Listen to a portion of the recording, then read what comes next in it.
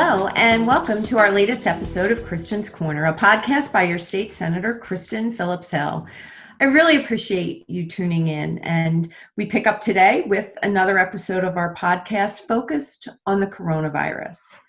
The podcast has featured leaders in respective industries in York County. We've heard how this pandemic has impacted our healthcare, our economy, our law enforcement, and higher education. And today, we get to discuss how the pandemic is impacting public education.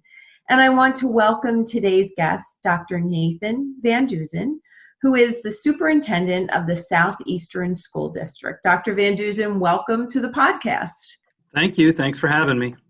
Absolutely. So as a disclaimer, we are recording this podcast over Zoom so that we are not violating any CDC guidelines. Dr. Van Deusen, we've had several conversations on the COVID-19 pandemic, and it goes back to around the time that you and superintendents across the county made the decision to temporarily close schools. And I want to point out that your county's public school leaders arrived at that decision before the state's mandate went into effect. So if you could, walk us through those decisions and how you came to that conclusion. Okay, thank you. So the decision obviously came down on March 13th, but there was some background that was happening prior to that. On the week of March 2nd, I know York County superintendents were all in correspondence and in sending emails and correspondence out to our parents just in regards to CDC guidelines and COVID-19, PA Department of Health links and those types of things. It seemed like when things ramped up the subsequent week, that week of March 9th. On the 9th, we attended a PIMA presentation on COVID-19 in Carlisle. On the 10th, we had an IU-12 information session hosted by Dr. West. And then by Thursday, the 12th, things were really ramping up. I mean, I feel blessed to have so many very good and capable York County superintendents because we have a text group where we're constantly in correspondence and texting one another just to see where we are in regards to difficult situations. So on the 12th, things started shutting down. And then the evening of the 12th,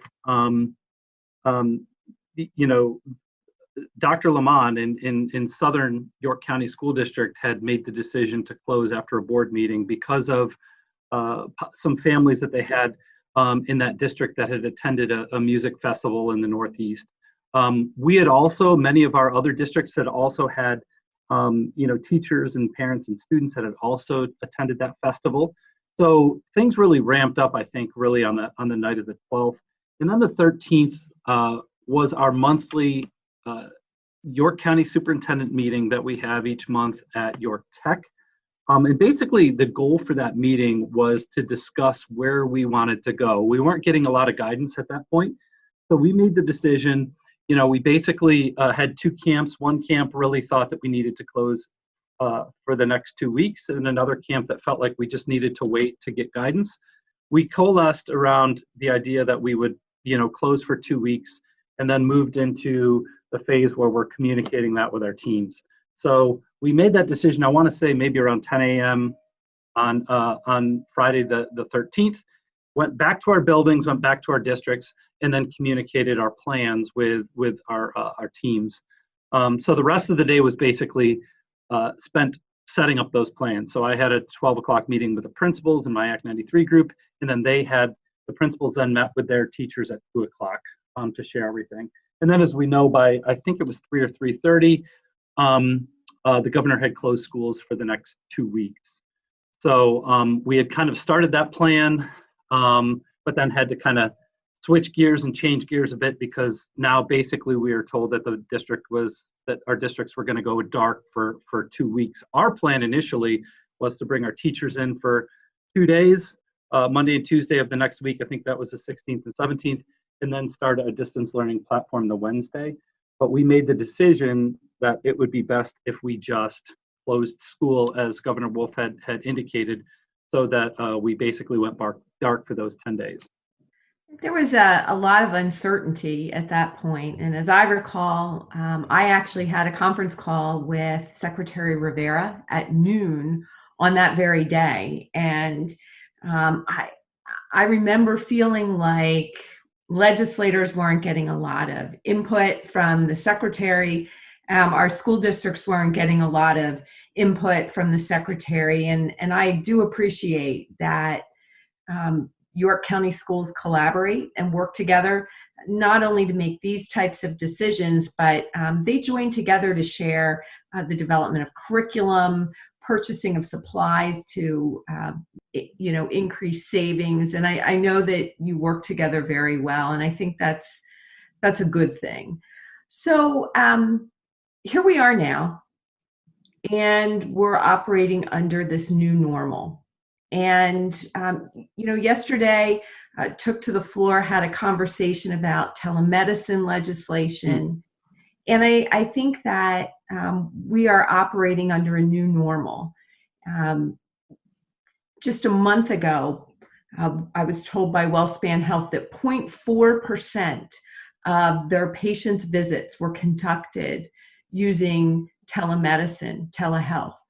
And there have been some changes at the federal level that have allowed this to begin to flourish here in just a short month. They've gone from 0.4% of those visits to over 47% of all visits to doctors are being conducted over telemedicine, telehealth, using either a computer or a telephone. And this is a new normal in medicine.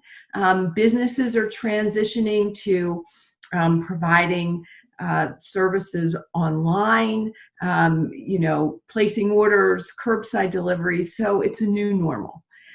What does the new normal in education look like? What does that delivery of educational content look like for our students, for our teachers, for other public school staff during this pandemic? That's a great question. And I would totally agree with, your points about telemedicine. It's the same thing in education. We have gone basically since March 16th for about 2 weeks to Google Hangout meetings on a daily basis with our principals. We then, after the dark days, the 2 weeks of dark days, we moved into twice a week with Google Hangouts with our principals. Do the same thing with my cabinet, have a weekly cabinet meeting via that Google Hangout platform. We do a daily York County Superintendent meeting through that platform, as well as a weekly IU12 Superintendent meeting. So we have definitely moved into that platform. When we talk about our students and how we're how we're doing the learning, how we're moving basically from a face-to-face to a virtual platform, we are using more of an LMS, like a Google. In our district, we're using the Google platform and the Google Classroom. So basically, our teachers, have folders for their, for their content and place their content, and it could be synchronous or asynchronous, and share that with the kids. And the kids have basically things that they have to accomplish for the day and for the week. So that's kind of how it goes. From more of a broad communication standpoint, I've tried to do multiple letters to parents. When this whole thing started, it was more than once a week, and it's gotten down to probably a week. Last Saturday I did something out to our seniors. The week before I did a video to our students and staff. So in my what I'm trying to do is stay up to what's happening at the state level, and then communicating that down to all of our stakeholders to make them aware. There's also some other big things I think that we did really well initially that have really helped us out. On the 13th, when I sent the initial correspondence out to parents, we sent out a number of Google surveys. One was a nutritional support survey to see which families would be in need of breakfast, lunches, and then in addition to that, more support, whether it was food bank support, or we have social worker, Ms. Wojcik, who has worked really hard to get food and nutritional support out to families in our area. We did one on, technology needs and tech support, which I think I'll talk about a little bit later. We did a workload survey just to check in, to do a check-in with parents to see where their kids were working and see, basically if there was, if we were giving too much or too little. The data from that provided us some really good information. We found out that about 75% of our families felt like the workload was manageable, but those 25 that felt like it may be too much, we went back and coded some information from that survey and went back to our teachers to kind of reevaluate, were we following our continuity of education plan. So I think communication, when you're broad question about communication, I think communication has been key, but it's definitely been done basically in a different manner than what we're used to.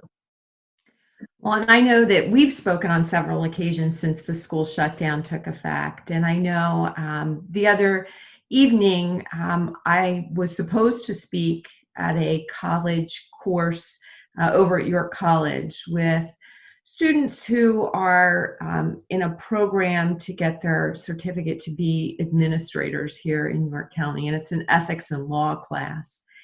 And, I just sought their input. Of course, it was over Google Zoom. And, I think what they all shared with me is very similar to what you are saying.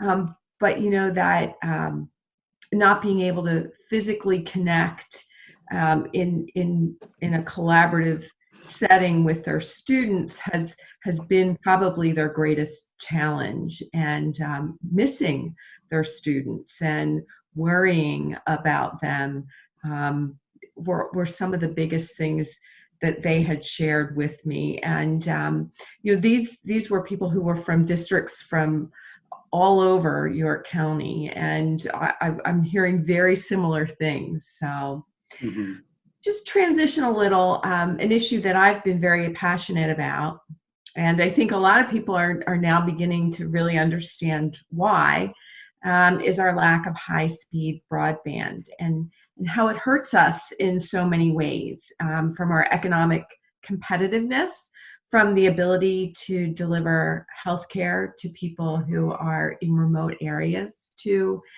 education. And I think students and parents are witnessing that firsthand, particularly in the Southeastern School District, as you have been forced to shift from the classroom, in a brick and mortar classroom, to a classroom in the computer. And how's Southeastern addressing those issues? That's another great question, one that we've addressed. I know I had called you. I had seen a picture of Xfinity's hotspot locations, and I know you had mentioned this to me when we met over the summer of 2019. And it basically, if you ever look at that picture, it tells us a lot, because it's like there are Xfinity hotspots all over the county except for the Southeastern School District. It's literally like they follow the boundaries of our district. So I sent that to you, and I appreciate you responded right away. And you had a gentleman from Armstrong that we had a conversation. I think the problem that we had at that point at least, was the timing. I mean, things were happening so quickly. We had to make some short-term decisions on how to proceed and how to do this distance education. So what we did is we did a technology survey out to parents, basically asking who has access to the internet and who doesn't. And we did the same thing for teachers, because we have many teachers who also live in this district. And the data revealed some real needs. We had 16 teachers that didn't have internet access at all. We had 136 respondents. These are families. This is not specific, individuals, but these are families with, in many cases, multiple kids in their home that didn't have access to the internet. So our tech department, led by Ms. McKnight, really did a wonderful job figuring out what we were going to do. And our goal for this was hotspots for every family that needed it. So we provided just shy of 120 hotspots. Now, when I said 136 families, not all of them in the end needed it. There were a number of families that got into the survey after and just let us know that they had, somehow gotten their own hotspot or done something else to make this work. But at this point, we have done some great things in this district. We've provided access to our internet through those hotspots all over our district. So again, I'm very proud. It's been a really, really heavy lift for our tech department, from ordering the hotspots to reconfiguring them, to distributing them, and then to, providing tech support for all those families. So, but I think at this point in the ballgame, I think we have all of that under control, and, things seem to be going well. Well, and you bring up a good point. I think some of the people, there are so many people who've been on the front lines in, protecting the public health, and we're so incredibly grateful for them. But I do think that the tech support folks may be some of the, probably the greatest unsung heroes that we've seen, because so much of what we're doing now we couldn't do without them, and that's a really good point. And I just, I like the innovative, out of the box thinking that you have been able to bring to this challenge. It's great to see. Thank you. And in this day and age, so much social media is on the internet, Facebook and Instagram and Twitter, and I think some people view it as a blessing, and other times people have viewed it as a curse. But one of the things that I've seen is that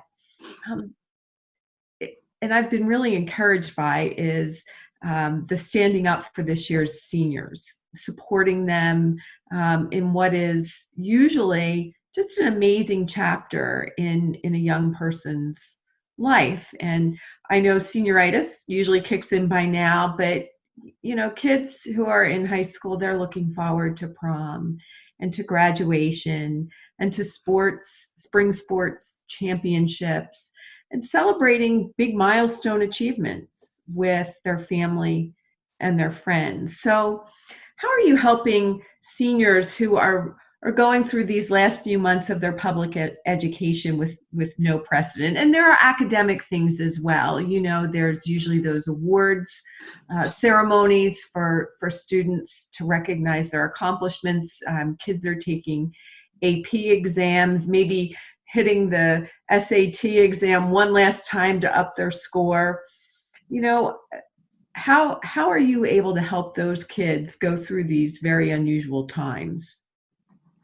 I think this has definitely been a difficulty, and I know from a parent's perspective in Southeastern, there's a parent group in Facebook, basically that is pushing the district and saying, hey, we can't make these decisions too quickly, which we totally agree with. What we don't, and this is the balance thing when we talk about things like, milestone events like the prom and graduation. We want to be able to make the decision in time to be able to do something if it's a distance platform, that we have time to have our stakeholders work and do that right. But at the same time, we want to be able to offer an opportunity for our kids to walk in our stadium for graduation if we are able to do so. So that's the balance. So I had to keep up with the correspondence with families. I sent out an email just to our senior parents last week. It was the 18th, I think it was Saturday, just to let them know that this is definitely something that we're obviously considering, we're thinking about. So we're trying to take the approach where we're not making a decision too early. The other thing is we're not, some of the guidance that we're given isn't totally, doesn't necessarily help us. So, we find out that the stay-at-home order is going to now be extended to May 8th. But we also know on May 8th that the state is starting to open some businesses. So, there's a dichotomy there in the thought process. We want to open it up to some extent, which I think is fabulous. So on our end, from a superintendent's perspective, does that mean that we can start having conversations about, let's say, having a June or July graduation? So there are a lot of unknowns there. So we're kind of sitting on the fence. We're kind of preparing for two different things. So our Miss Vinay in our high school is preparing for a virtual ceremony while simultaneously preparing for, something where that would be more traditional in our stadium. So that's kind of where we are with that. I think you'll also ask about special things that we're doing for our seniors, where also we have a number of things in the works, which I won't let the cat out of the bag because I think these will start to be known on May 1st, but we're doing a couple of special things for our seniors as well that they will appreciate. Well, I'm sorry we can't break that hot news here first, but I understand. I understand you want to keep some, make it special, and that's Yeah, I think great. our high school administration wouldn't be appreciative if I broke the news here. No, you never want to be on the wrong side of the high school principal, for sure. But and I think that, whether you're in business or healthcare or education, I think that a lot of people are taking a similar approach, and that is planning for the worst and, of course, Hmm. hoping for the best. Hmm. And we certainly hope that and are working toward, responsibly reopening our Commonwealth in a way that we can assure public health and a good economic future for everyone. So um, I asked this question when we had Dr. Gunter Smith from York College on about, what lessons she thinks they've learned in higher education. And I'm going to ask you the same questions. So what lessons do you think public education is going to learn because of this pandemic, and how our response has been? And I say from our federal government all the way down to our local schools, our communities, what are we learning? I think that we're learning a lot about ourselves, and I'll give one word: resilience. I think that it's important for us to look at this from an aspect of our ability to be resilient in these circumstances, and to look at these circumstances as opportunities, not obstacles. Ryan Holiday has written a book called "The Obstacle Is the Way," where he talks about the art of turning trials into triumphs. I think we have to look at it differently. I don't think we have to look at this as something that's only going to negatively affect us. It's only going to negatively affect the schools and the families and our from the economic standpoint too. But we have to look at this as an opportunity. How can we make ourselves better? So I know, we have looked at this in our district as how can this make us better as we move back to a face-to-face format. Is there an opportunity here that we can strengthen our Rolo program, which is our distance and our online learning platform? Because now we have teachers that are pretty adept at this LMS and Google Classroom format.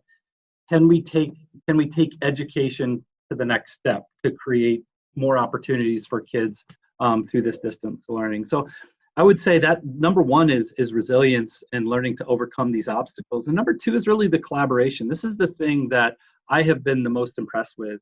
And I think that starts with the York County Superintendent's Group and the IU-12 Superintendent's Group. The ability for all of us to, have conversations, run things by one another, because I'll tell you, we've had many conversations where, there's a district that wants to do something one way, but when we talk it through as a group, that superintendent decides, hey, maybe that's not best practice, and I need to shift my thinking, because it's just about collaboration and hearing different perspectives. So I think that's something else that I've really learned and really appreciated, especially about our IU-12 superintendents group. So I'd say those are the big things: resilience and the importance of collaboration, and that's internal too. We've collaborated, like I said, we're having daily principal meetings. We're having, I'm meeting with Dr. Sanders, our assistant superintendent, virtually a lot, as well as Dr. Ness, our pupil personnel director, has done some great work on our website and probably has learned more about our website in the last couple of weeks than she has all year. So all of those have created great opportunities for our district to become stronger. I am hopeful for the future with that response, and I'm excited at the prospect of, the potential benefit of becoming more technologically savvy in education, and the future opportunities that will provide to our students. And I know, these kids are definitely resilient. I mean, this is the class that was born right around 9/11, one of the greatest challenges Yep. our nation had faced in generations. And, they're graduating in these very unprecedented circumstances. And I think that they are going to be very, very resilient. So I know, Dr. Van Deusen, that you are extremely busy, and I am so very grateful for your time to spend just a few minutes with our listeners. And so want to ask you if you have any parting words for the students, the parents, the teachers in Southeastern School District. I mean, I guess my parting word would just be thank you. And basically, I'm proud to be a Ram. Thanks to my EC 93 group, my team that has really worked countless hours to work on building the platform. That's, our principals, our central office staff, our special ed department, our business office, our technology department, the assistant superintendent, our buildings and grounds. Everybody, I think, has coalesced around this problem and figured out ways to make us stronger through this. Definitely for our teachers, because we're built for a face-to-face learning model. And they have done such a great job building those platforms in Google and kind of being flexible along the way and basically doing, building the plane as we're flying it. So they have done such a great job. And also to our parents, they're the ones that are sitting at home supporting their kids through this distance learning platform. And I know it's not easy. I know, having 3 of my own kids at home right now, I know that it's difficult. It's very difficult to juggle all the things that we have to juggle, but they're doing so just with poise and grace, and that's greatly appreciated. So I think those would be my parting words. I'm proud to be a Ram, and just so proud of how we've worked through kind of these times that we can't really control and we can't do anything about. I really appreciate you taking the time to chat with our listeners today. And I think there is certainly a lot that you can be very proud of to be a Ram. And I want to let everyone know that concludes another episode of Kristen's Corner with your State Senator, Kristen Phillips-Hill. Today's guest was Dr. Nathan Van Deusen, who is the superintendent of the Southeastern School District. For any additional information on today's podcast, please visit my website at senatorkristen.com. This is State Senator Kristen Phillips-Hill, and we will talk to you again soon.